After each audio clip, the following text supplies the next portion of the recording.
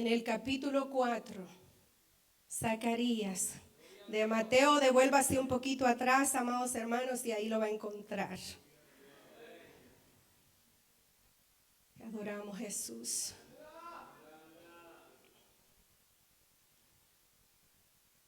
Sea bienvenido cada uno mientras usted busca la palabra. Le damos la bienvenida a cada uno de los que esta noche se han hecho presentes. Se ve preciosa la iglesia del Señor, amén. Hemos llegado a adorarle, no hemos llegado por pasar un rato, ¿verdad? Este es un momento especial donde hemos podido adorar a través de la alabanza, pero ahora el Señor tiene algo especial para nosotros.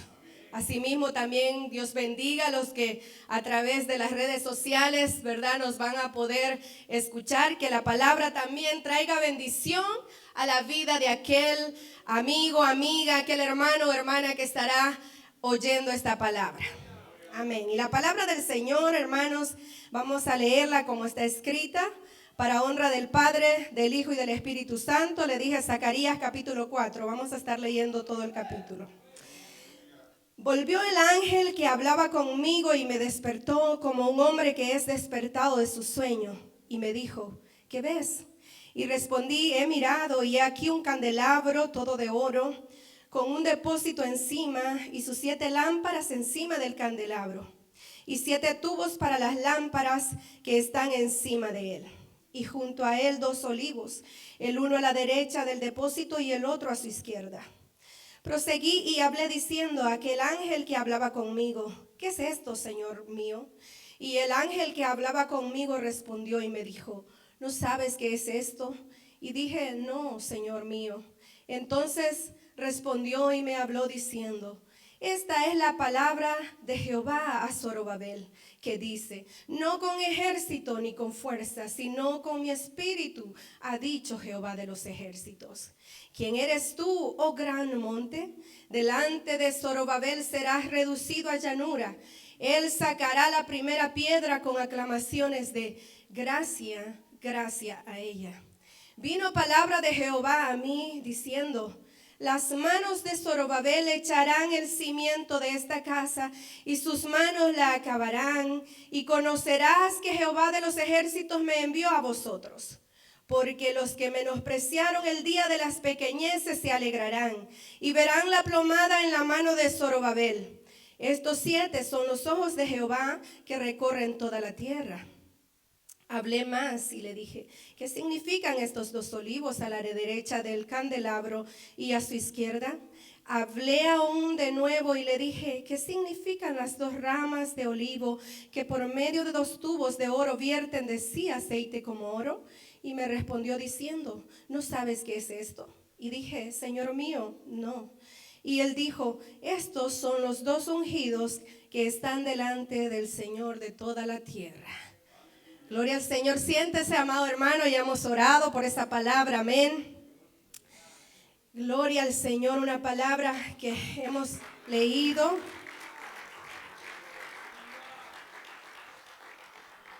Cuando leemos, amados hermanos, este libro de Zacarías, ¿verdad? Que fue un profeta usado por el Señor para hablarle al pueblo de Judá que había vuelto de la cautividad a Jerusalén.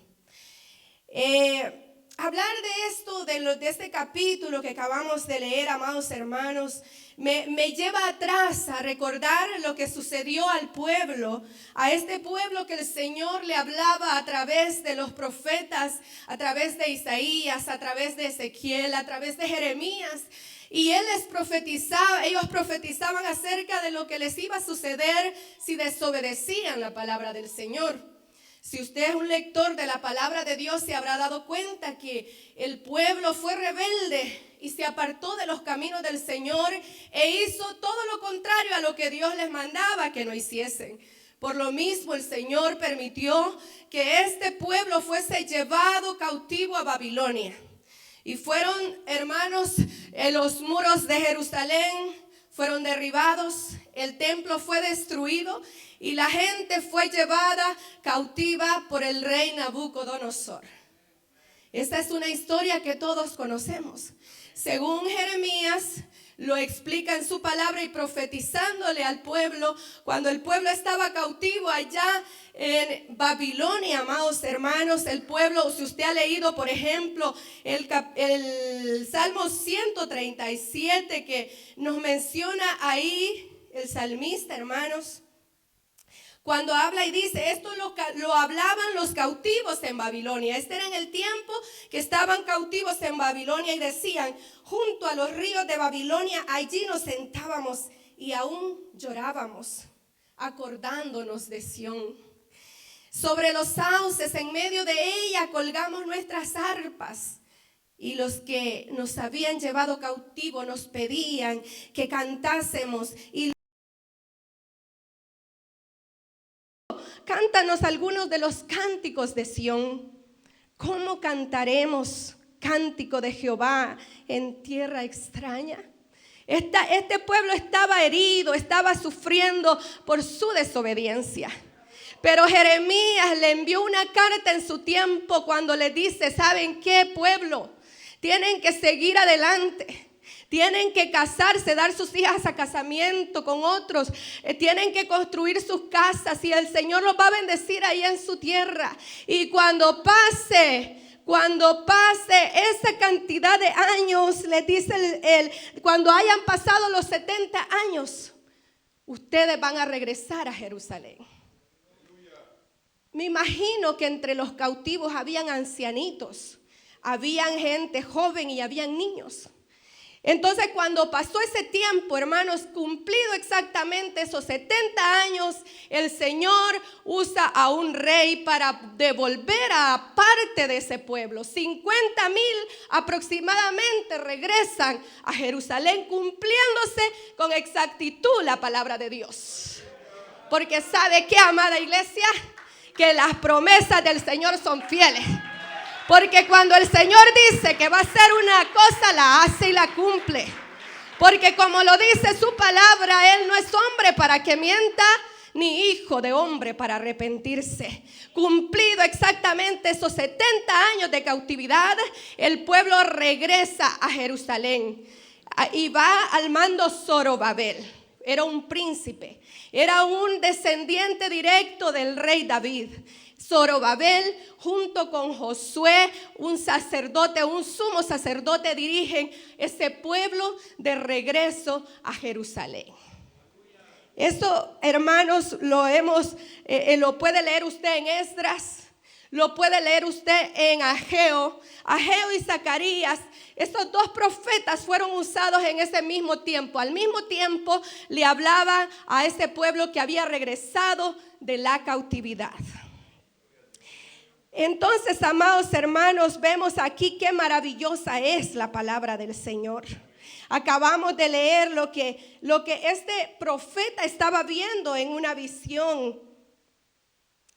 Pero cuando yo leo los primeros capítulos de Zacarías, ese pueblo ya regresó, ya están ahí. Entonces viene el profeta y comienza a instarlos. Empieza a decirles, pueblo, tienen que levantarse. ¿Dónde están sus padres que pecaron contra mí? Les hace la pregunta, ¿verdad? El profeta. ¿A dónde están ellos? Los profetas no van a vivir para siempre y mi palabra sí permanece. ¿A dónde están? Ustedes tienen que volverse de esos malos caminos y hacerlo recto delante del Señor. El profeta comienza a hablarles de que tienen que empezar a caminar en camino de rectitud. Entonces, amados hermanos, vemos ahora en este capítulo 4 que acabamos de ver una visión, una palabra que Dios le habla al profeta Zacarías para que vaya y se lo hable a Zorobabel, a ese hombre que está encargado de construir ese templo. Y en esa visión se ve un candelabro. En esa visión se ven las 7, ¿verdad, hermanos? Esas 7 cosas, mire, dice, me dijo, ¿qué ves? Y respondí, he mirado y aquí un candelabro todo de oro, con un depósito encima y sus 7 lámparas encima del candelabro y 7 tubos para las lámparas que están encima de él. Entonces el profeta está viendo algo, una visión que tiene un significado. El candelabro, amados hermanos, puede representar lo que es la palabra de Dios.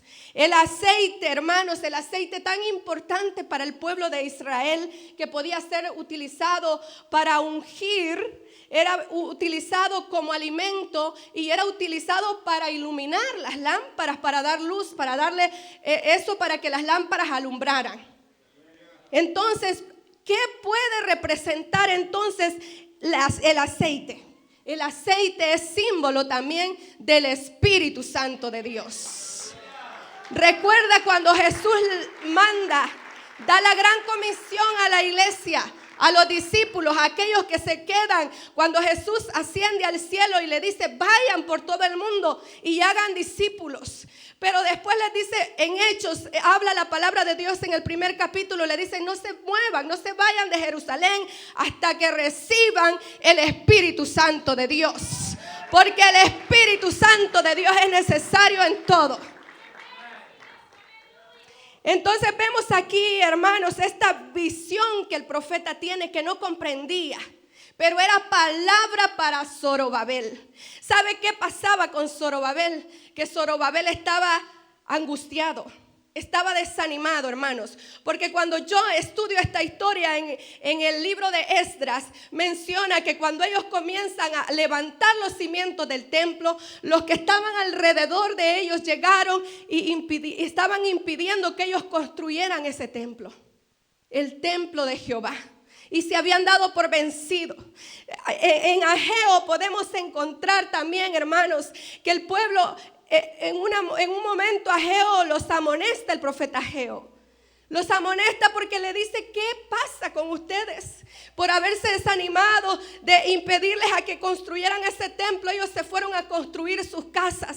Y les dice, sus casas están artesonadas, pero mi templo está vacío. No hay nada, no hay trabajo. Y dice el Señor y les dice, por eso yo he detenido la lluvia. Por eso ustedes están sembrando, pero no están cultivando, no están recibiendo el fruto de la tierra. Comienza a decirles, por eso ustedes trabajan el jornal, pero parece que es en saco roto, porque han abandonado mi casa. Se están dedicando a sus casas y han dejado mi casa. Entonces se habían desanimado y tanto Ageo como Zacarías están tratando de despertar a Zorobabel. Por eso dice en un momento en Ageo que Jehová despertó el espíritu de Zorobabel y de Josué, porque era necesario. A veces nosotros nos hemos quedado quizás como estaba Zorobabel. Quizás es necesario la unción de su Espíritu Santo para que nos despertemos, hermanos. Quizás nos estamos acomodando y es necesario que venga la unción de su presencia a nuestra vida. Entonces cuando el ángel comienza a decirle a Zacarías qué es el significado de esa visión, llega un momento que le dice, esta es palabra de Jehová a Zorobabel. Pero usted puede quitar el nombre de Zorobabel y puede poner su nombre ahí, amado hermano, porque la palabra es viva en estos tiempos y le habla a mí, me habla a mí y le habla a usted. Y en el versículo 6 dice, entonces respondió y me habló diciendo, esta es palabra de Jehová a Zorobabel que dice, no con ejército ni con fuerza, sino con mi espíritu, ha dicho Jehová de los ejércitos. Ese es el tema de esta noche. No con ejército ni con fuerza, sino con su santo espíritu. Gloria a Dios. Es con el Espíritu de Dios que vamos a hacer las cosas. No es con mi fuerza ni con su fuerza. No es con ninguna fuerza militar. No es con mi experiencia ni su experiencia. No es con nuestras fuerzas humanas. No vamos a poder. Necesitamos del Espíritu Santo del Señor. Las estrategias militares no funcionaban con Zorobabel.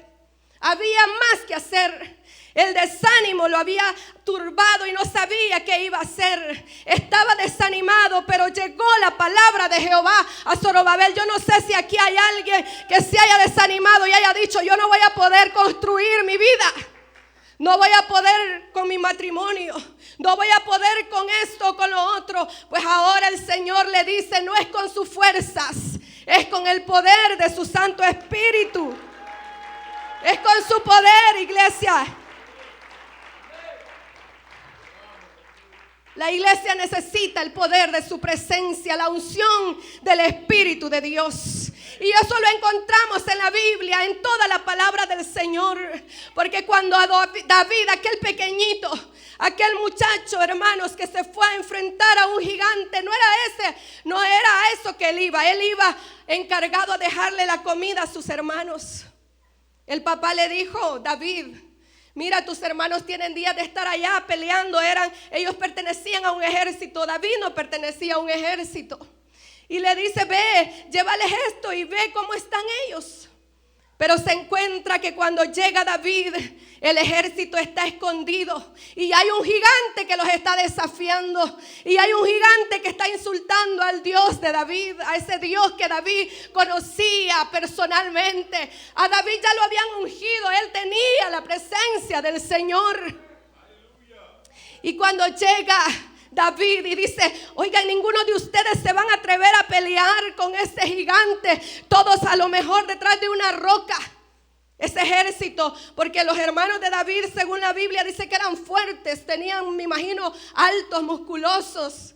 Y David, al parecer, era pequeñito porque su padre no lo quería ni tomar en cuenta para ser el rey de Israel, para que el profeta la ungiera. Pero es que ahí no vale la estatura o los músculos. Ahí lo que valía era el poder del Señor.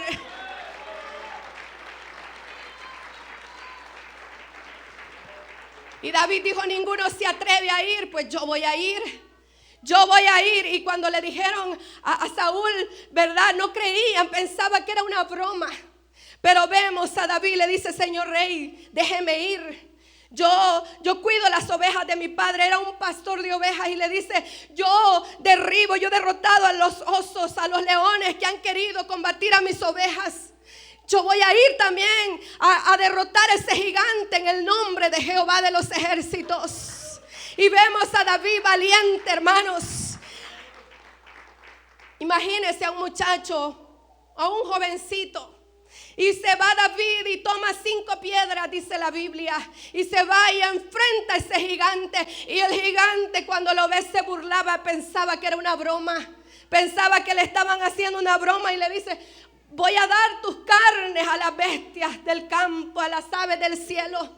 Pero David, con una fortaleza que no iba de él, no iba del ejército que estaba alrededor de él, iba a través del Espíritu de Dios depositado en él, le dice: tú vienes contra mí con espada, con lanza, con jabalina, pero yo vengo contra ti en el nombre de Jehová de los ejércitos, y Él te entregará hoy en mis manos. Y esta tierra va a conocer, este lugar va a conocer que hay un Dios en Israel. David lo venció con esa piedrecita que le cayó. Tenía puntería, eso sí lo tenía. Le cayó en la frente y con su misma espada, hermanos, le cortó la cabeza al gigante. Y David venció a ese gigante en el poder de Dios, con el poder de su Santo Espíritu.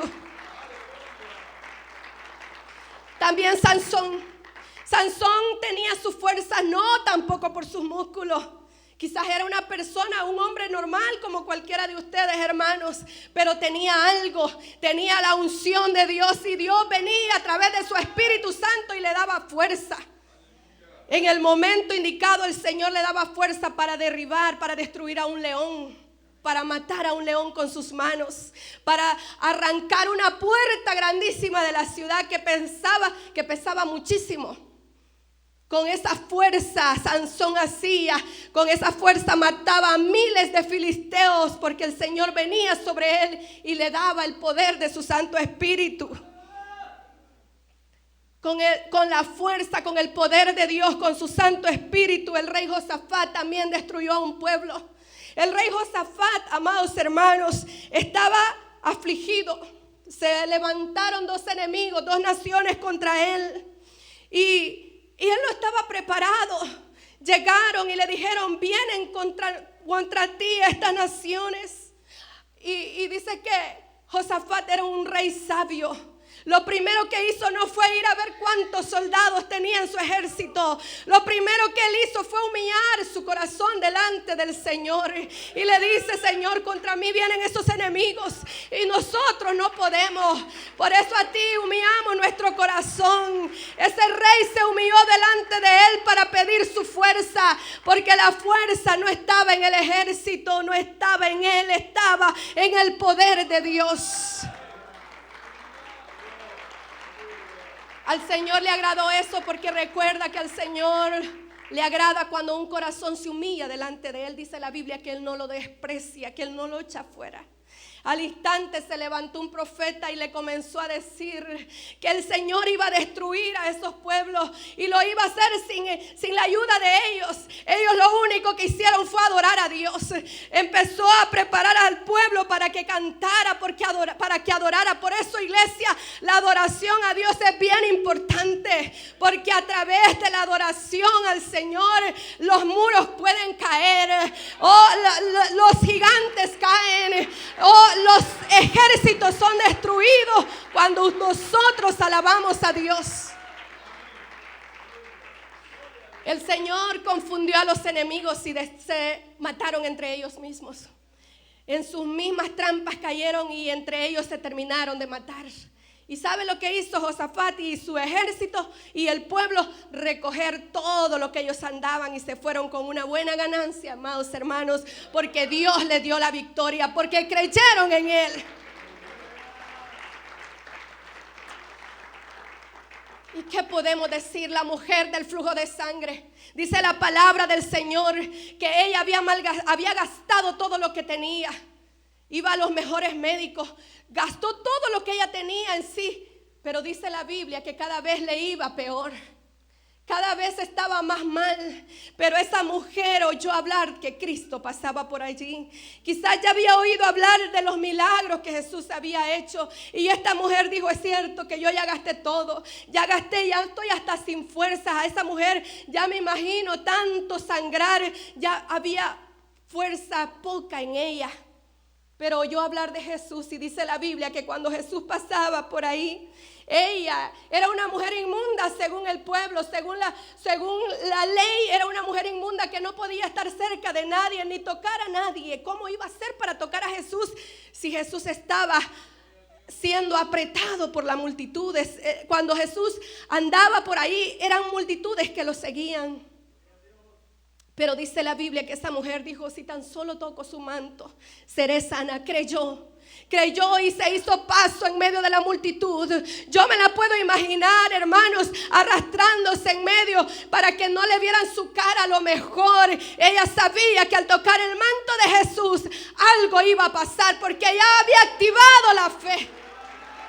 No eran las fuerzas de ella, no eran las fuerzas de los médicos, estaba en el poder de Dios a través de Cristo que ella recibió esa sanidad. Lázaro estaba muerto 4 días, ya no había nada que hacer. Dijeron, aquí se acabó todo. Habían mandado a llamar a Jesús y Jesús se tardó ese tiempo en llegar, porque Jesús dijo, esto no es otra cosa para que el nombre de Dios sea glorificado.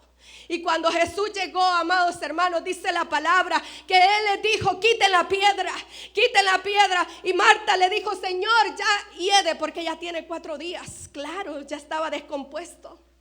Pero ¿hay acaso algo imposible para Dios? No lo hay, no hay nada imposible para Dios. Le dijo Jesús a Marta una vez más, Marta, ¿no te he dicho que si crees verás la gloria de Dios?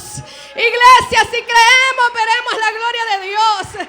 Es con la fe que vamos a llegar. Porque sin fe es imposible agradar a Dios. Porque ¿qué es la fe? Es la certeza de lo que se espera y la convicción de lo que no se ve.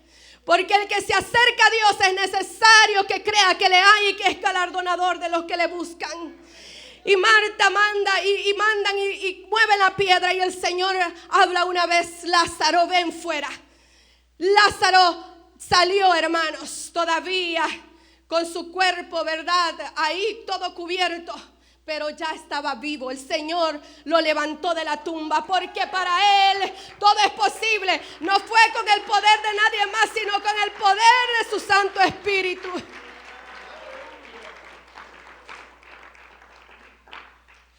El apóstol Pedro, uno de los apóstoles que más se menciona en la Biblia, maravillosa su historia.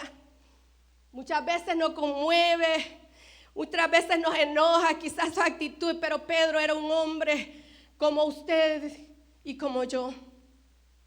El apóstol Pedro, antes de que Cristo se fuera, él siempre era el primero en hablar, el primero en preguntar, el primero en salir con la respuesta, siempre era el primero. Y cuando ya el Señor está ya por ser crucificado, por ir a la cruz, el Señor lo llama aparte y le dice: Pedro, el diablo te ha pedido para zarandearte, pero yo he pedido al Espíritu, he pedido a Dios para que te guarde. Y él le dijo: Señor, no, Señor, aunque todos se vayan, si todos se quieren ir, que se vayan, pero yo voy a estar contigo hasta la muerte. Pero ¿qué pasó? ¿Qué pasó, Pedro? Cuando llegan allá, hermanos, a atrapar, a agarrar a Cristo, a Jesús, Pedro quiso defenderlo con su espada. Esa fue su primera reacción, porque él era así.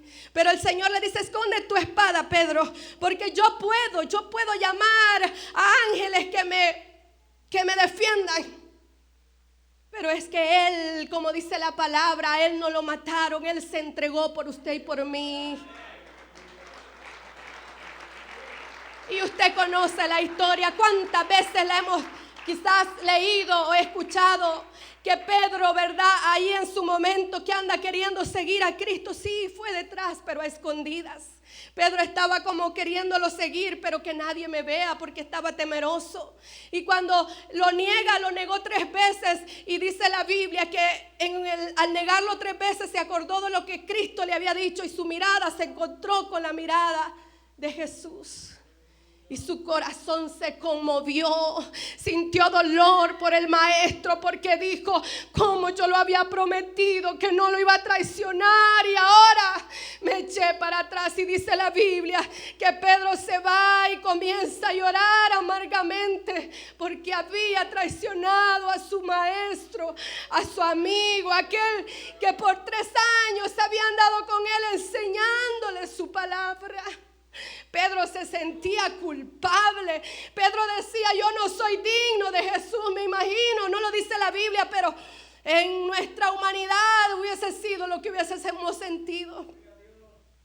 Pero la Biblia nos muestra a un Dios tan bello de amor, un Dios que es restaurador, a un Dios que aunque pequemos, aunque fallemos, si nos arrepentimos, Él nos restaura, Él nos perdona. Si usted le ha fallado y se arrepiente de su pecado, Él lo va a restaurar.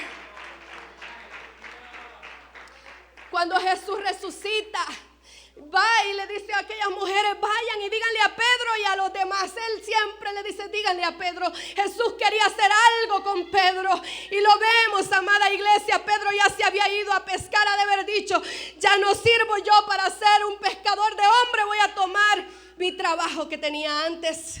Y se va a pescar, y los demás discípulos lo seguían, porque Pedro era un líder y los demás lo seguían. Y cuando él está allá, llega Jesús, ¿verdad? Y les habla: hijitos, ya pescaron algo. Y le dice el apóstol Juan: Pedro es el maestro. Y dice la Biblia que Pedro se tiró de esa barca, amada iglesia, se tiró y fue al encuentro de Jesús. Y el Señor, iglesia, ahí en ese momento tienen una conversación maravillosa con Pedro.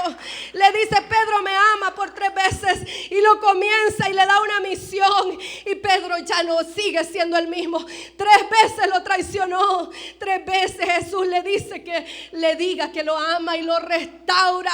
Y es un nuevo hombre.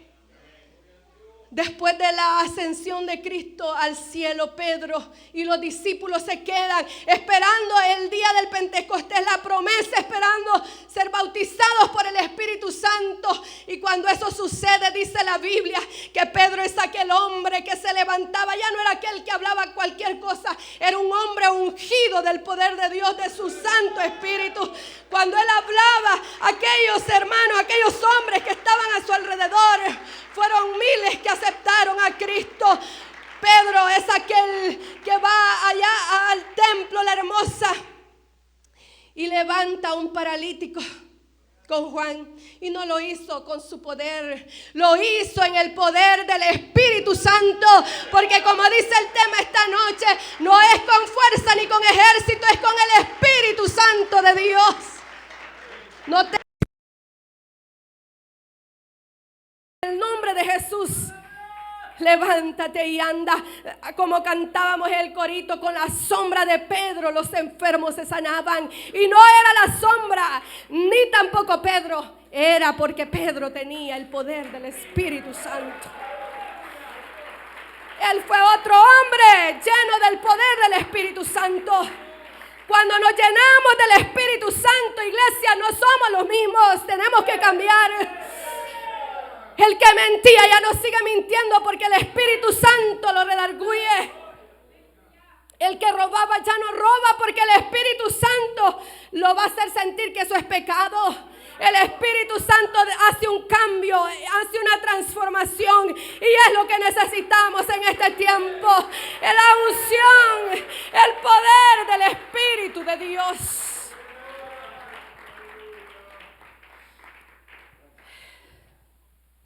Entonces, iglesia, vuelvo otra vez a la historia del pueblo que había vuelto a Jerusalén. Esos son ejemplos para que veamos lo que acabamos de ver del poder de Dios, de su Espíritu Santo. Cuando el Espíritu Santo está en la vida de un cristiano, cosas maravillosas suceden. Entonces, Zorobabel, el Señor le dice: Zorobabel, te tienes que levantar. Porque esa visión que había visto, esa era el aceite del Espíritu Santo que lo iba a ungir, y se iba a ir el miedo, el temor, se iba a ir cualquier cosa que él y Josué, el sumo sacerdote, estaban teniendo de su alrededor. Él le dice: ya no es con el poder del ejército que ustedes puedan levantar para combatir. Es con el poder de Dios que van a vencer. Es con el poder de Dios que van a edificar ese templo. Aleluya.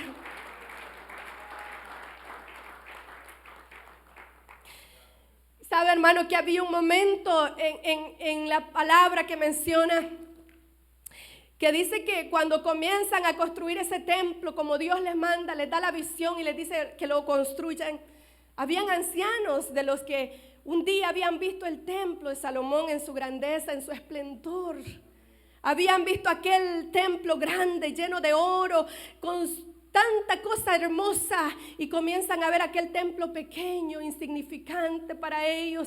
Dice que llega un momento que cuando hicieron los cimientos, hermanos, el pueblo celebraba en alegría. Los más jóvenes, los que habían nacido allá en Babilonia, celebraban que le estaban construyendo el templo a Dios. Pero habían ancianos que dice que lloraban, pero de angustia, al ver el templo que se estaba construyendo. Pero el Señor le habla a Ageo, ¿verdad? Usted lo puede, y lo hemos oído muchas veces, cuando el Señor le dice: esta casa, la gloria de esta casa será mayor que la postrera.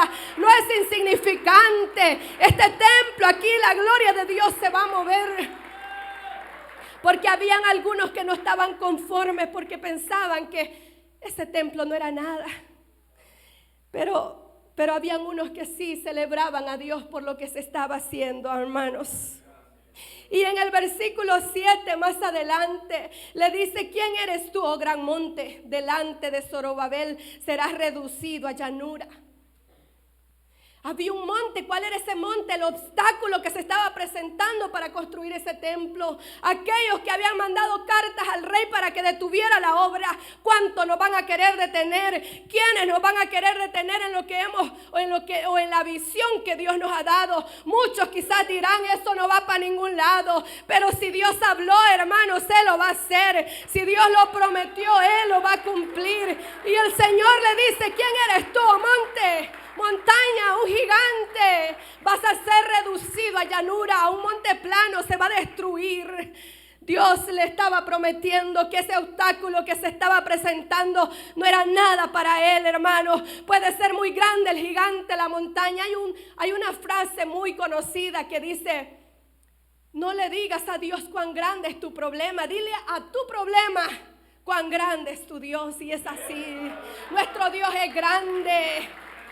Y el gigante se queda pequeño ante Él. El Señor nos va a hacer que reduzcamos. ¿Cuál puede ser esa montaña? ¿Cuál es ese monte que a usted no le permite cumplir el propósito de Dios? ¿O cuál es esa montaña que lo tiene detenido ahí, sin caminar, sin dar un paso, se ha quedado estancado? Recuerde, iglesia, hay que correr como un río de agua viva. El estanque, cuando un agua está estancada, llega un momento que hiede. Se ve bonito de lejos. Pero mi esposo y yo a veces hemos ido a ver lagos así que los ha hecho el hombre, pero huelen feo y están llenos de lana. Pero qué lindo es ver un río, que el agua corre, un agua cristalina. Si usted está estancado en la iglesia, pídale a Dios que le ayude. Que su vida tiene que ser un manantial de vida, donde la presencia de Dios se mueva. La montaña suya, ¿cuál es? Usted dirá, mi matrimonio está arruinado, ya no sé qué hacer con esta mujer, ya no sé qué hacer con este hombre. Pues le diré, iglesia, o le diré, hermano, hermana, no es con sus fuerzas, no es con la fuerza del pastor, no es con la fuerza de ningún hermano, es con el poder de Dios que usted va a derrotar cualquier problema en ese hogar. Sí, porque aunque seamos cristianos, iglesia, a veces las mujeres somos difíciles y también los hombres muchas veces. Y hay veces que lo que nos está impidiendo seguir adelante sirviéndole a Dios es nuestros cónyuges. Entonces ese es su reto, esa montaña. ¿Cómo va a derribar esa montaña? ¿Cómo va a derribar ese monte? En oración. En oración. En oración es como usted va a derribar ese monte o esa montaña. Puede ser un hijo o una hija rebelde, que usted ya trató todos los medios por componerlo y nada le funciona. Pero ¿sabe qué es con el poder de Dios que usted va a salir del otro lado con esa situación? Puede ser, hermanos, un diagnóstico médico. Un diagnóstico médico, a veces cuando vamos a los doctores, de repente nos dejan en incógnita y nos hacen creer que hay algo grave, y eso a veces nos hace temblar y nos hace estar con miedo, con temor. Y hay veces por eso decimos, por eso no voy al médico, porque siempre que voy al médico salgo más enfermo. Y a veces hay diagnósticos que decimos, hasta aquí llegué, ya no puedo más, me desanimo. Pero el Señor le dice en esta hora, como se lo dijo a Zorobabel, no es con tu fuerza, es con el poder de Dios que usted va a salir adelante.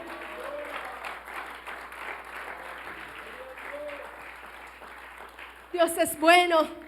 Él es el Dios maravilloso que nosotros tenemos. Quizás ahora la situación en este país para usted sea difícil. Quizás se tenga que esconder muchas veces. Quizás tenga que salir con miedo, con temor. Pero yo le diré, confía en el Señor. Apóyese en el poder de la fuerza de su Espíritu Santo. Que el Espíritu Santo de Dios eche fuera todo el temor que pueda haber en nuestra vida. Y Él lo va a guardar. Él tiene un propósito en su vida.